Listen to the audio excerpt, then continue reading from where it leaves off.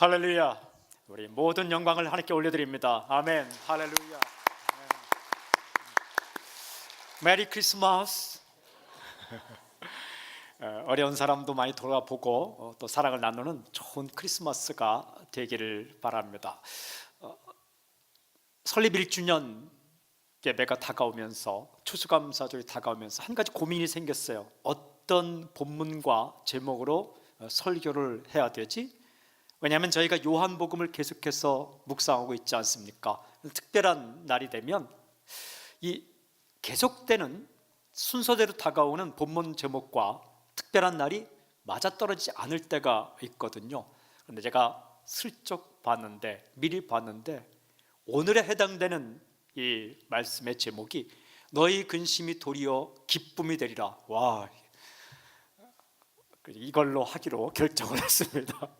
고민 없이 근심이 기쁨이 된다. 이것이 교회가 할 일이고 예수님이 우리에게 하시는 일이고 1년 동안 일어난 일이고 앞으로 2년, 3년, 10년, 50년, 100년 동안 우리 교회에서 일어나기를 원하는 말씀이죠. 오늘 20절에 기록되어 이 말씀이 참 좋았습니다. 너희 근심이 도리어 기쁨이 되리라. 아멘. 근심이 기쁨으로 변할 것이라는 예수님의 선포입니다. 오늘 당신에게 근심이 변하여 기쁨이 되는 놀라운 사건이 있을지어다. 저는 이 말씀에 집중해서 메시지를 선포하겠습니다. 먼저 16절부터 19절까지 말씀을 읽으면 제자들에게 일어날 사건에 대해 예수님께서 말씀하십니다. 제가 한번 읽겠습니다. 16절부터 19절까지 말씀. 조금 있으면 너희가 나를 보지 못하겠고 또 조금 있으면 나를 보리라 하시니 제자 중에서 서로 말하되 우리에게 말씀하신 바 조금 있으면 나를 보지 못하겠고 또 조금 있으면 나를 보리라 하시며 또 내가 아버지께로 감이라 하신 것이 무슨 말씀이냐 하고 또 말하되 조금 있으면이라 하신 말씀이 무슨 말씀이냐 무엇을 말씀하신지 알지 못하노라 하거늘 예수께서 그 묻고자 함을 아시고 이르시되 내 말이 조금 있으면 나를 보지 못하겠고 또 조금 있으면 나를 보리라 함으로 서로 문의하느냐. 사람이요 어떤 말을 들었는데 이해가 안 되면 정말 답답하죠. 제자들의 마음이 그랬습니다. 조금 있으면 나를 못 볼 것이다 또 조금 있으면 나를 볼 것이다. 이게 무슨 뜻이냐. 이제 세월이 흘러서 이미 이 사건이 일어났기 때문에 우리는 압니다. 조금 있으면 예수님을 못 본다. 십자가 사건을 가리키는 것입니다. 헤어지는 거죠. 힘든 일입니다. 죽을 것만 같은 경험입니다. 조금 있으면 다시 나를 볼 것이다. 예수님 볼 것이다. 부활 사건을 가리키는 거죠. 다시 만나는 겁니다. 웃음 나는 사건입니다. 다시 살아나는 사건입니다.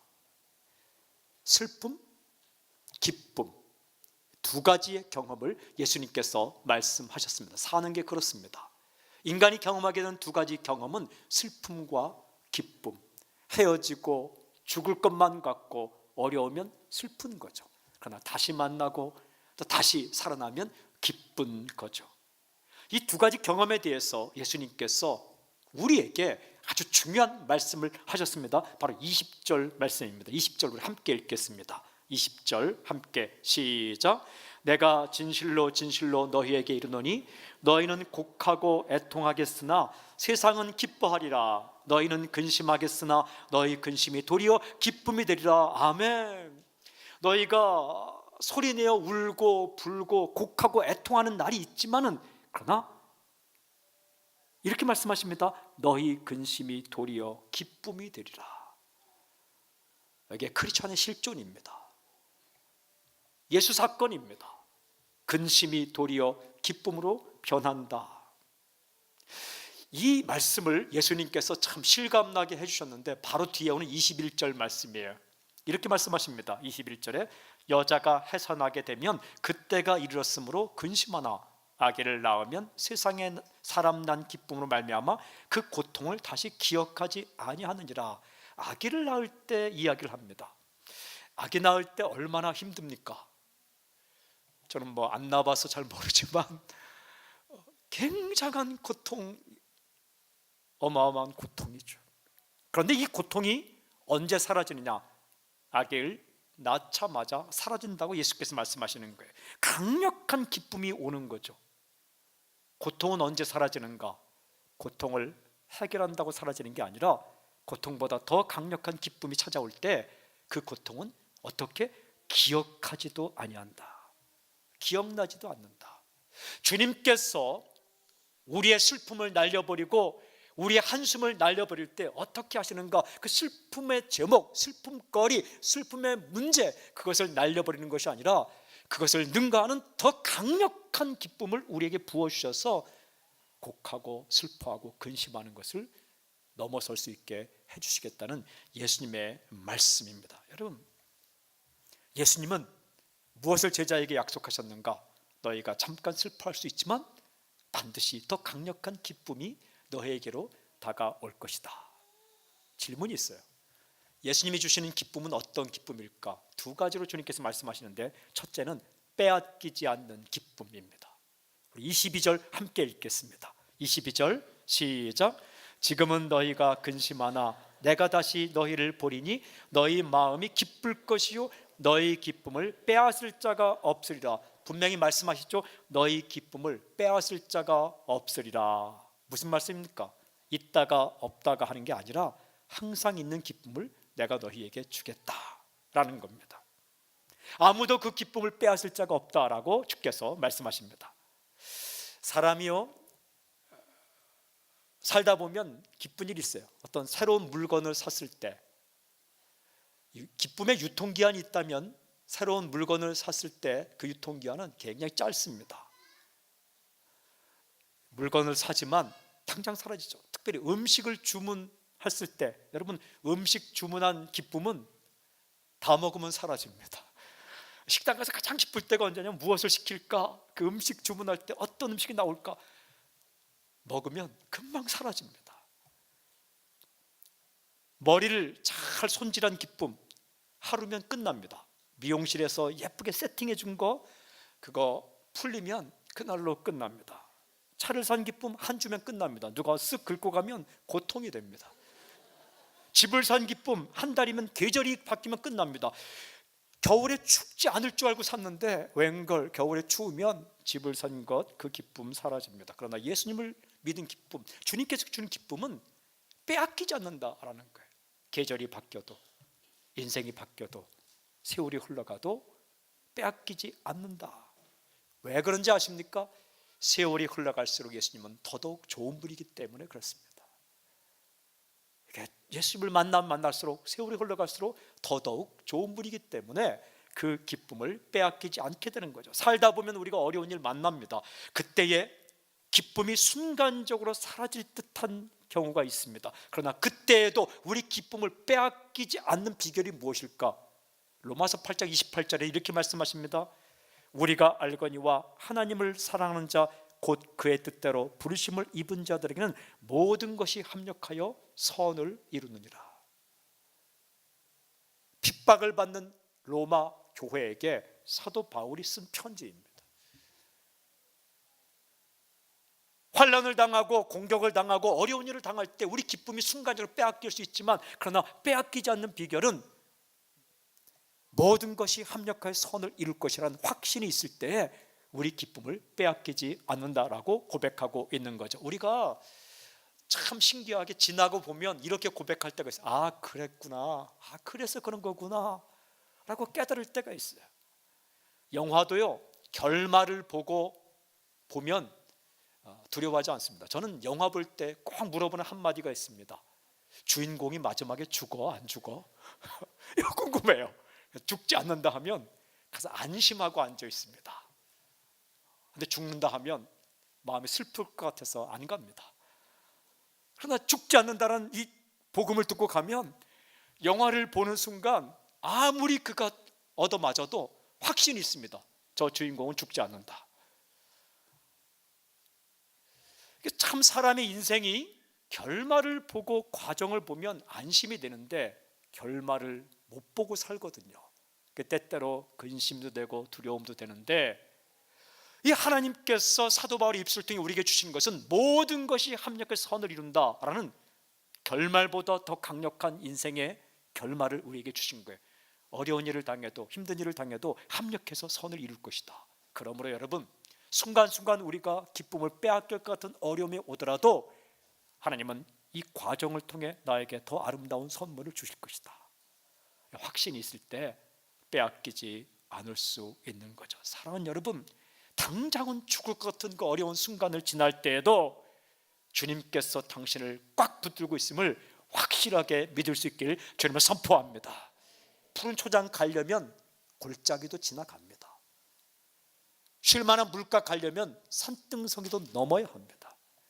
힘들고 어려운 순간들, 그 순간은 푸른 초장 쉴 만한 물가로 가는 골짜기 지나고 산등성이 넘는 프로세스, 과정이다 생각하고 이 길 끝에 주님 예비하신 기쁨과 주님 예비하신 회복이 있을 것이다 확신하고 잘 견디고 그 순간을 기쁨으로 견딜 수 있기를 주님을 선포합니다.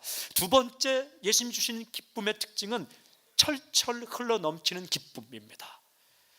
23절 마지막 24절 이렇게 기록되어 있어요. 그날에는 너희가 아무것도 내게 묻지 아니하리라. 내가 진실로 진실로 너에게 이르노니 너희가 무엇이든지 아버지께 구하는 것을 내 이름으로 주시리라. 지금까지는 너희가 내 이름으로 아무것도 구하지 아니하였으나 구하라. 그리하면 받으리니 너희 기쁨이 충만하리라. 주님께서 이렇게 말씀하셨어요. 너희 기쁨이 충만하리라. 충만이라는 것은 철철 흘러넘치는 겁니다. 예수님이 주신 기쁨은 철철 흘러넘치는 기쁨이다. 구약 성경을 읽어보면 또 신약 성경을 읽어보면 예수님에 대해서 잘 소개한 글이 참 많이 나옵니다. 그 중에 이사야 61장과 히브리서 1장은 아주 강력한 예수님에 대한 소개입니다.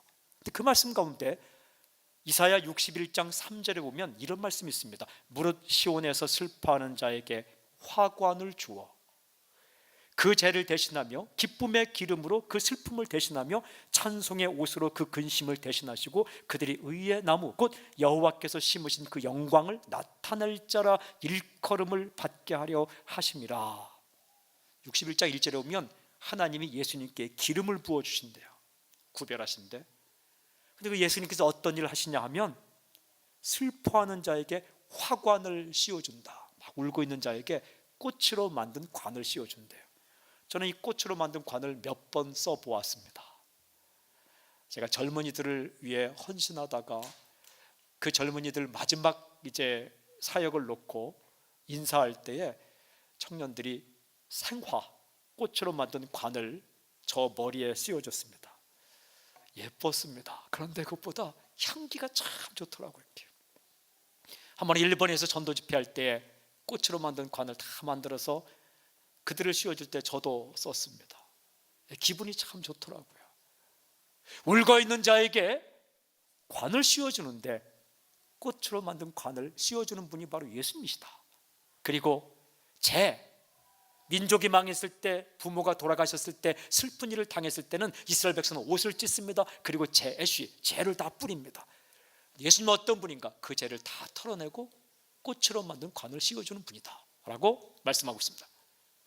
또 슬픔 대신에 기쁨의 기름을 부어주신다. 울고 있는 자에게 기쁨의 기름을 부어주신다. 찬송의 옷으로 그 근심을 대신한다. 우리가 무슨 옷을 입고 있냐면 근심 브랜드 옷을 입고 산다는 거예요. 그런데 그것을 벗겨내고 찬송 브랜드 옷을 입혀주신다. 그분이 바로 예수님이시다. 울고 불고 슬퍼하고 낭망하고 절망하는 사람들에게 가까이 오셔서 슬픔의 옷을 다 벗겨주시고 노래의 옷을 입혀주시고 찬송의 옷을 입혀주시고 그리고 그 죄를 다 털어내고 관을 씌워주시는 분이 바로 예수님이시다. 히브리서 1장 9절에는 그 예수님을 이렇게 말씀합니다. 하나님 곧 주의 하나님이 즐거움의 기름을 주께 부어 주를 동류들보다 뛰어나게 하셨도다. 예수님은 어떤 분이냐? 즐거움의 기름이 부어진 분인데 동류들보다 뛰어나셨다. 예수님이 모든 인간보다 뛰어난 이유는 즐거움의 기름이 부어졌기 때문이다. 여러분, 기쁨이란 기독교의 탁월성의 증거입니다. 뛰어남, 탁월함의 증거예요. 기독교의 탁월한 영성은 심각함이 아니라 기독교의 탁월한 영성은 기쁨이라는 거예요. 예수님께 즐거움의 기름이 부어졌으므로 모든 동료보다 뛰어났다라는 거예요. 교회의 탁월성은 교회 뛰어남은 제도에 있지 않고 파워에 있지 않고 즐거움이 있다는 거예요.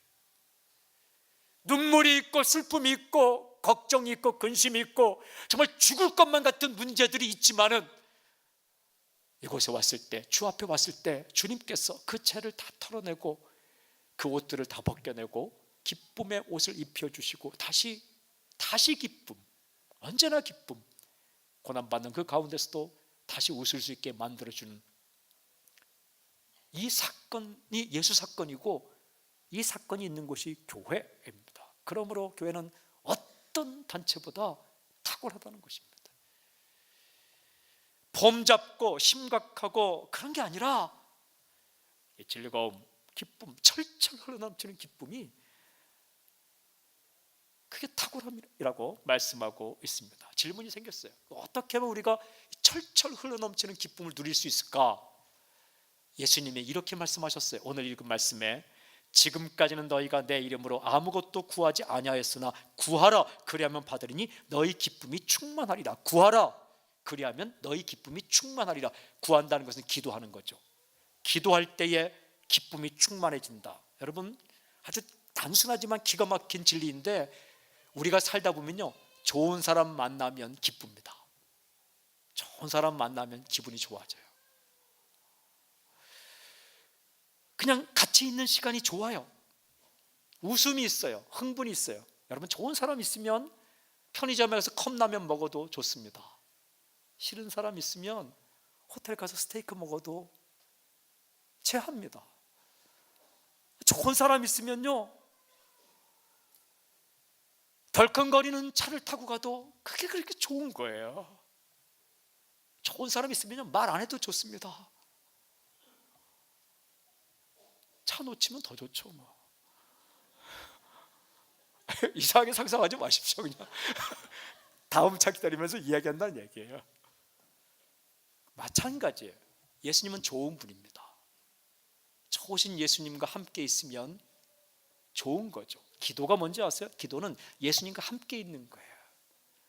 뭔가 엄청난 이야기를 하는 게 기도가 아니라 기도란 예수님과 교제하는 겁니다. 예수님과 사귀는 겁니다. 좋은 사람과 있으면 기쁨이 흘러나는 것처럼 좋으신 예수님과 사귀고 이야기하고 듣고 나도 이야기하고 그분의 이야기를 듣는 이 기도 시간을 가지면 가질수록 우리 가운데 기쁨이 임한다는 예수님의 말씀이에요. 주님께서 이 말씀하신 거예요.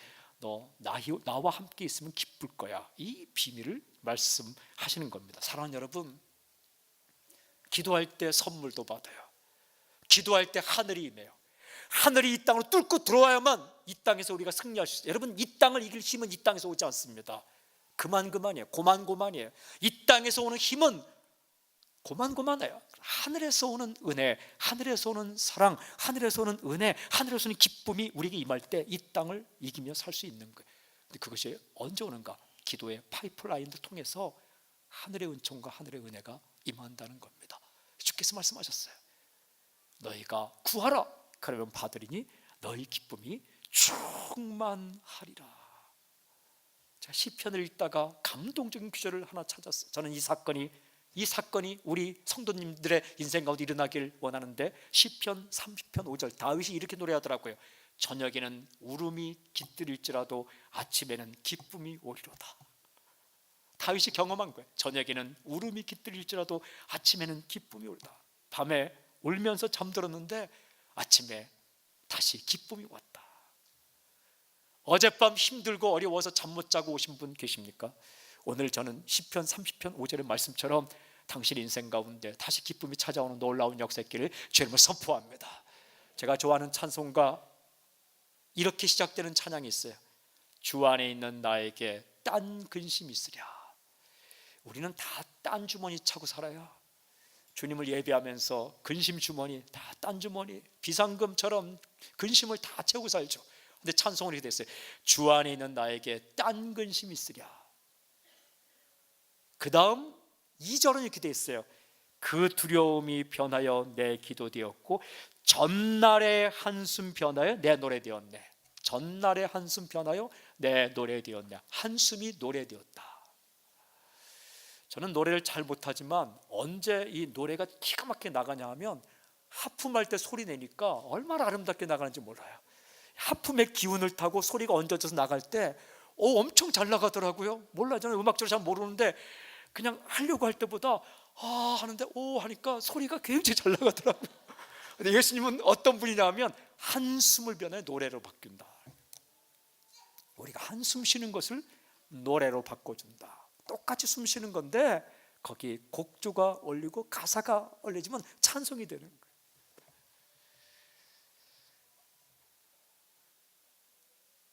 후렴은 이렇게 돼 있어요.